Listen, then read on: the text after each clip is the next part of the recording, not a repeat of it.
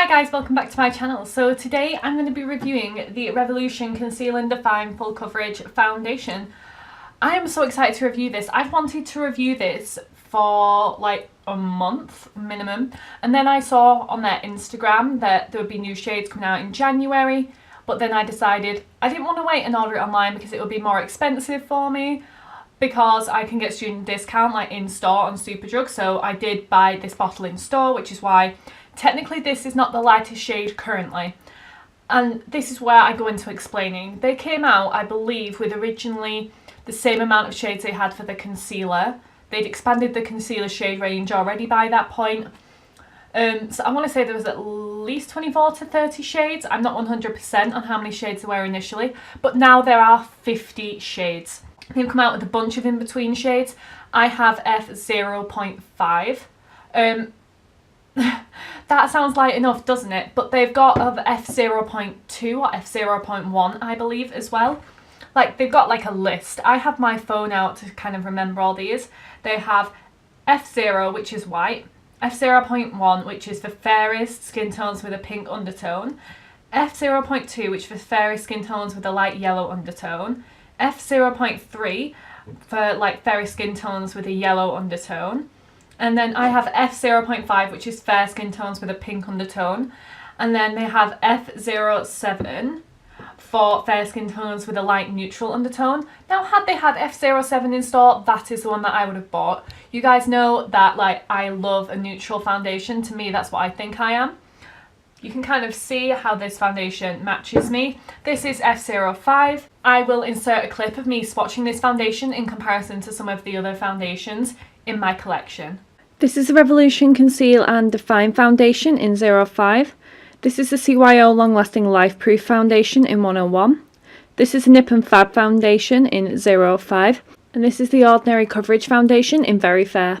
But to me, 50 Shades is great. I think they did really well in like introducing a broadish shade range and then expanding. Like, this is the thing, it's good to do that in terms of financially speaking. It is good to like see how it goes before releasing a huge shade range.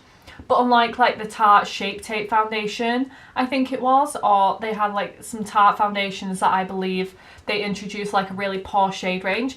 Yeah, it's one of those like, yeah, you might not want to introduce loads of shades, but I'm not being funny. You're a big brand, like say 20 shades with a decent like variety. No one's going to be mad at you for that if they can't find an exact match, you know? But I am very proud of Revolution for like having such an extensive shade range, and you know what? Going light enough, that is a big thing for me. I mean, I know for a lot of women going dark enough is a big thing as well, and they look to have like loads and loads of dark shades. Like if I scroll right to the bottom where all the dark shades are, there is like, there's F17, F17.5, F17.7, F18, and they've got like the different olive, like orange undertones, warm undertones, neutral undertones. This variety does us all a little bit of good, especially like announcing like undertones. I think that's what many of us struggle with. But now, off me like ranting about the shades, let's go on to like the description of the foundation. You'll have heard me actually say when I'm applying it, this is the lightest shade. That was because I meant not the white one that I knew there was. I didn't know like how light they were going, if they were going lighter, if they were expanding more into the deeper shades, because I don't read the description before I apply the foundation. I find it's much more likely to give me a biased review and expectation of what it's going to look like, if it's going to be matte, if it's going to be glowy. It has like a massive list. So it's vegan, cruelty-free, paraben-free and oil-free, which is great. We all love a cruelty-free makeup product. Okay, so it's creamy and comfortable formula, lightweight, a versatile foundation designed to suit every skin type and tone. So it's not supposed to be for like just anyone in particular, oily people, dry people. It's supposed to suit everyone, which is great. Don't know how that works. And it says it's a demi-matte finish and won't settle into fine lines or cling to dry patches. It's in a luxe glass bottle with a jumbo doe foot applicator for greater control and less waste. I get that to some extent. I definitely find that with a doe foot, I'm picking it up, I'm putting it on my palette. It's less wasteful. I don't find it super hygienic though, and that's the problem. Especially if you're a makeup artist, you are not going to be like unraveling this and then like putting it on someone's face and then putting it back in. It's just not going to happen, you know. It's supposed to blend out and ramp up coverage for a real skin finish that diffuses blemishes and an even skin tone, or let your complexion's natural character shine through using a small amount with a damp beauty sponge for veil-like coverage. So you're supposed to be able to like make this really thin and natural looking, or like build it up. You know me, I'm going to be at least medium, if not full coverage. So I always try my foundations with a sponge and with a brush, so that you guys, like if you have either, you can see how it's going to work for you. I am normally a sponge person. You will see that with nearly every single foundation I've tried, I prefer it with a sponge, and I definitely have my sponge recommendation, which is the LA Girl Pro Sponge. I've had it for ages, and you know what, I'm still on sponge 1. It's probably gross that I'm still on sponge 1. Just so you guys know, I have dry to combination skin. I'm a little bit oily on the nose area, and that is it. However, we're going to see how it lasts throughout the day. It's pretty cold here, so my dry skin is going to be going off today, but we'll see how it goes.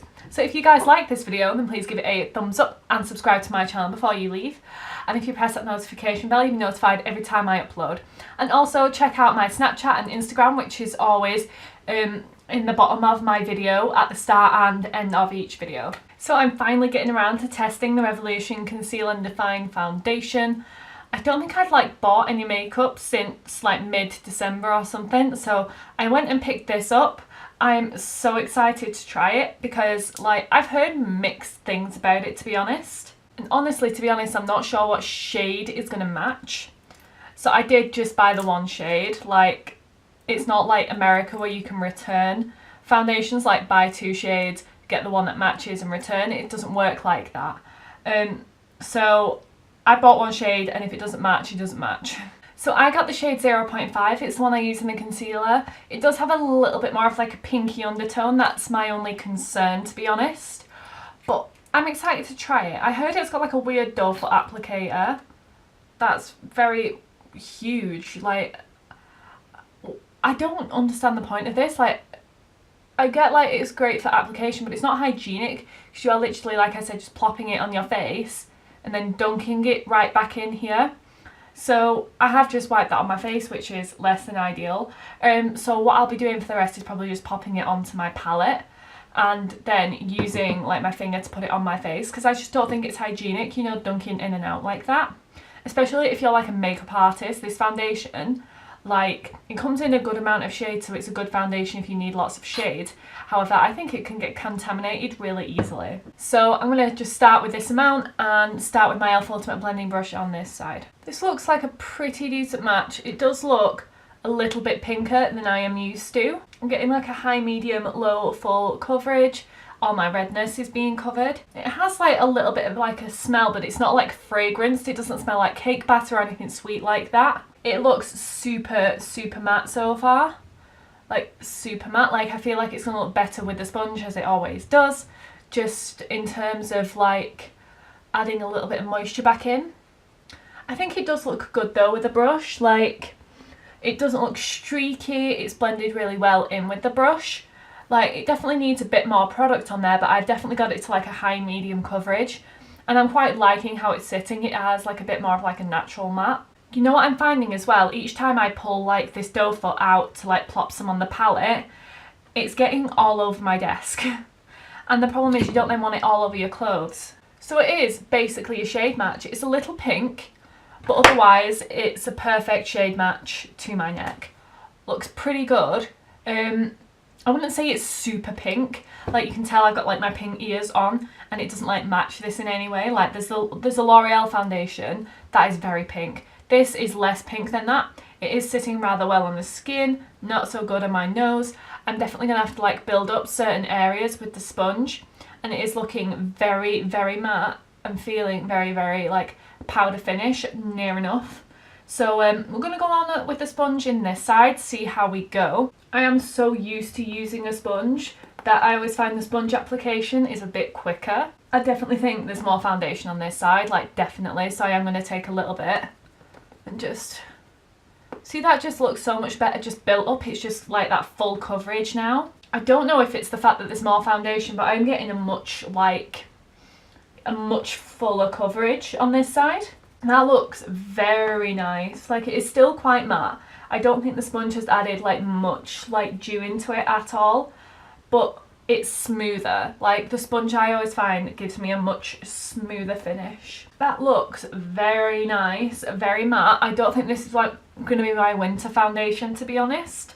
And it's winter when I'm trying it. Good job, Jess. But that looks very smooth, very full coverage. I don't see any of my like problems coming through. Like, it looks so nice. I'm not seeing like any problems with building actually. Like, it doesn't look cakier or like thicker or anything like that. I need to let this side dry a little bit more, and then I'm going to put on the rest of my makeup and we'll be right back to discuss like what I think of the final finish. So I finished my face. I took my time, took a while, haven't beat my face fully in a while. But this foundation dried like to the point where I could blend powder products on top really well. I did use a powder for like veiling purposes and to set my concealer, but that was it. Like, it dried like to a powder finish. Like, I did use the same setting spray I normally do. There is no powder at all on my forehead. There is literally a little bit over the top to veil and under my eyes. That is it. I feel like it still looks super matte. I feel like it's settling in and looking a little dry on the forehead. And my forehead lines are just like there and like out to play. But otherwise I think it looks very nice, very smooth. A little makeupy, it doesn't look natural. I definitely say that, like, you can definitely tell it's makeup. But otherwise I'm pretty happy with the finish. Otherwise I think it's gonna last. Like, you know, when super matte foundations, I feel like they're gonna last, but I feel like it's gonna settle into my lines, like especially this one. Like, this smile line isn't as deep, but I feel like it's going to settle into my lines. That's the thing, because it's like settled into my forehead already. But we'll see how it goes, you know. So now we're going to go through the rest of the makeup on my face. So I used a Collection Lasting Perfection Concealer in Extra Fair and set it with a 17 Miracle Matte Loose Powder that I used in one of my like Never Reach For makeup videos before. I'm quite enjoying this, but I'll link that video down below. I think it was the last video up or the video before that. For contour, I use my Bleach London pan. I'm pretty sure they don't sell this anymore, and that makes me so sad. But I do also kind of like the Makeup Geek one and the Revolution Pro Contour pan if you're looking for something else. But I am still going to like use this one up. For blush, I use the Max Factor Cream Puff Blush in Nude Mauve. For highlight, I use the Revolution Skin Kiss Highlighter in Ice Kiss. For brows, I use my Revolution Redemption palette and my L'Oreal Brow Plumper in Medium Dark. So I did prep my lids with MAC Paint Pot in Soft Ochre. And then I use mostly the Morphe X Jaclyn Hill Armed and Gorgeous palette from the Vault collection. And then the only colour that I actually like use from the Juvia's Plays the Magic palette is this one here, Nubia. Like, it just gave me the pop that I needed. Like, it's my favourite like formula for shimmers. Like, it really is. For mascara, I use the Benefit They're Real because it's not like my absolute favourite because I was putting lashes on anyway. For lashes, I use the Eyelaw Accent No. 5s. For my eyeliner, like, I smudged a little bit like by the lash band, which you can't see like loads, but I thought it added like a little bit of extra depth. I also used it to line my lower waterline. I use the LA Girl Glide On Gel Liner in Brown. And for lips, I use the Jeffree Star Velour Liquid Lip in Leo. I also set my face with MAC Fix Plus. I'm running low. Bought another bottle the other day.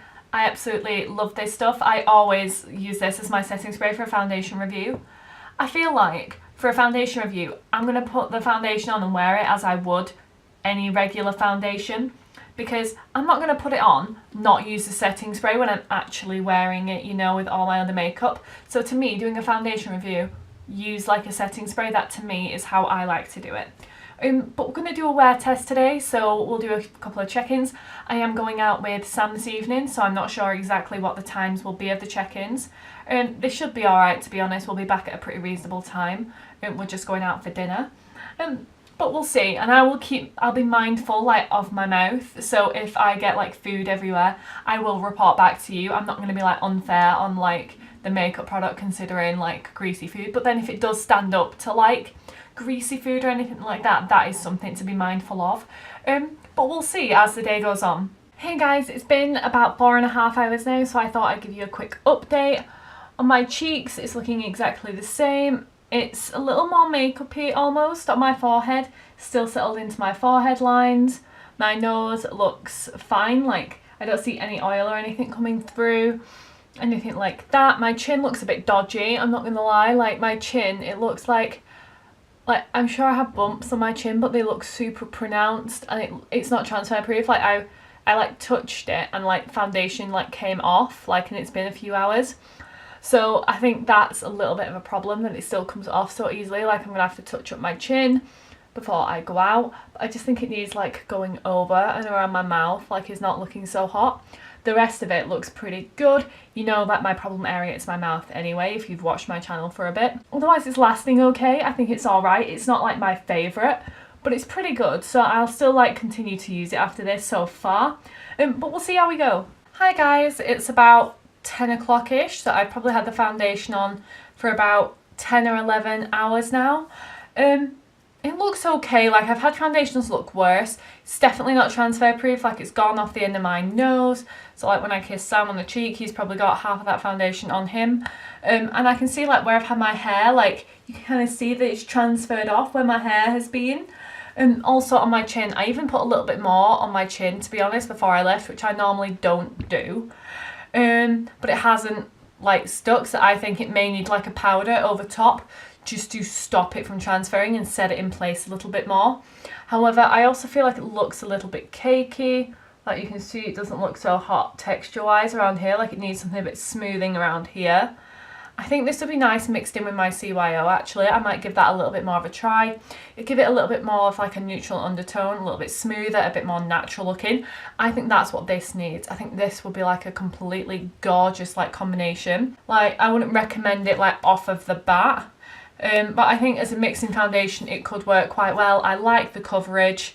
I don't think it's like amazing. Like my blush has nearly gone. It hasn't held that very well. It's gone a little patchy here, as you can see. Like I think the fact that it is so like transferable is a little bit of a problem.